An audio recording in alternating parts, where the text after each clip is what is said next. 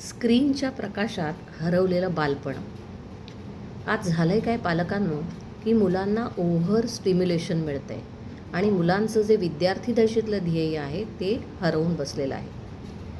आपल्या घराघरामध्ये एक वातावरण दिसतं, की रात्री शांत वातावरण असतं. टेबलावर उघडलेलं पुस्तक असतं, समोर बसलेलं मूल असतं, सगळं काही अगदी परफेक्ट.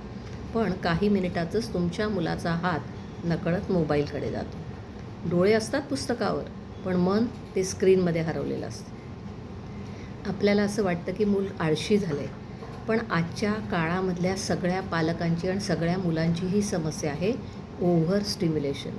म्हणजे काय, तर तुमची आमची मुलं ही आज खूप जास्त माहितीच्या जगात वाढत आहेत. त्यांच्या भोवती सतत काही ना काहीतरी चालू आहे. रील्स आहेत, व्हिडिओज आहेत, गेम्स आहेत, नोटिफिकेशन्स आहेत. मेंदूला एक क्षणभरही विश्रांती मिळत नाही.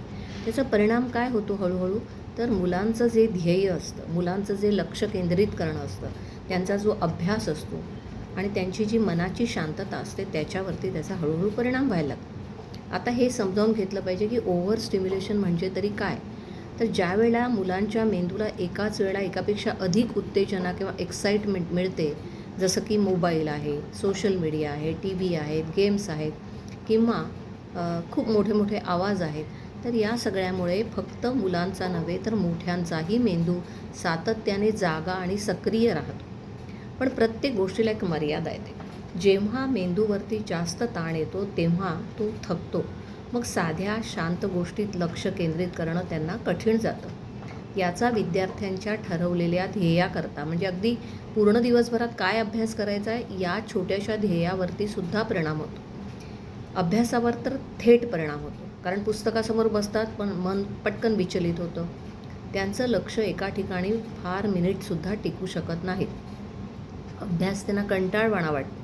शिकवलेलं लक्षात राहत नाही. सतत काहीतरी नवीन आणि मजेशीर पाहण्याची इच्छा होते. मग मुलं म्हणतात अभ्यास करायचा आहे पण मन लागत नाही.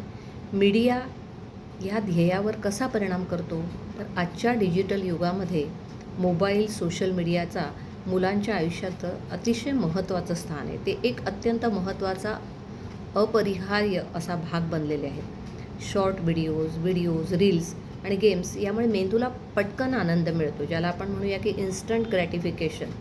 प्रत्येक सेकंदाला काहीतरी नवीन कंटेंट मिळत असतो, त्यामुळे मेंदूला ह्या इन्स्टंट ग्रॅटिफिकेशनची सवय लागते. पण जेव्हा अभ्यास करायचा असतो तो असतो स्लो, तो असतो शांत, मग तो कंटाळवाणा वाटतो.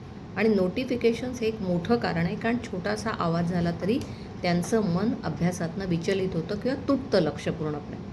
जेव्हा जास्त स्क्रीन टाईम वापरला जातो, जेव्हा सतत सोशल मीडियाचा वापर केला जातो, व्हिडिओ गेम्ससारखे खेळले जातात, त्यावेळेला स्वाभाविकच घरात चालू असलेला सतत काही लोकांच्याकडे नळ सोडावा तसं टी व्ही चालू असतो, शांत वातावरणाचा अभाव असेल, एकाच वेळी अनेक गोष्टी केल्या जात असतील, तर ह्या सगळ्या कारणांमुळे मुलांचा मेंदू थकतो.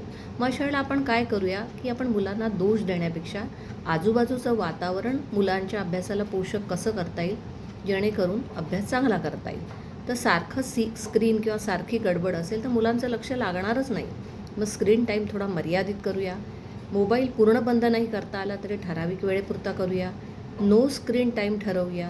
शांत अभ्यासाचं वातावरण तयार करूयात. एक स्थिर जागा देऊयात.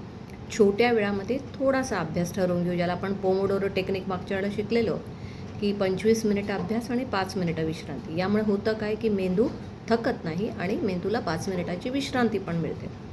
थोड्याशा ना ऑफलाईन ॲक्टिव्हिटी वाढवूयात. खेळ, वाचन, चित्रकला, निसर्गात जाणं, कारण यामुळे मेंदूला एक प्रकारची छान एनर्जी मिळते.